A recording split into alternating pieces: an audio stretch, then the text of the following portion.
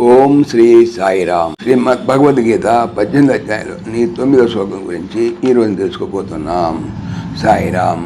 భగవానుడు గత శ్లోకంలో ఇలా తెలియజేశారు.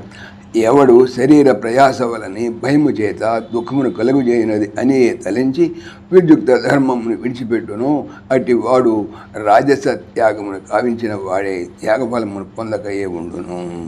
అయితే ఈరోజు చెప్పేటువంటి 9వ శ్లోకంలో ఇలా అన్నారు భగవానుడు. కార్యమిత్యేవ యత్కర్మ నియతం క్రియతే అర్జున సంగం త్యక్త్వా ఫలం చైవ సత్యాగ సాత్వికో మతః.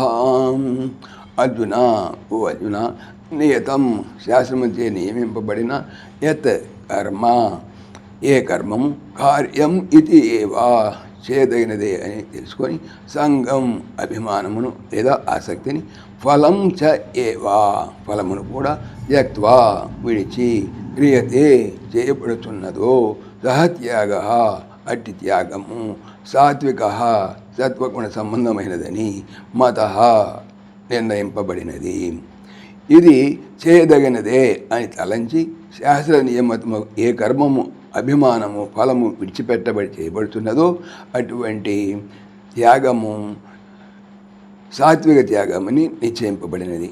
త్యాగమనగా సంఘ త్యాగమే కానీ ఫల త్యాగమే కానీ కర్మ త్యాగము కాదని ఈ శ్లోకము ద్వారా మనకు స్పష్టంగా వెల్లడి అవుతున్నది.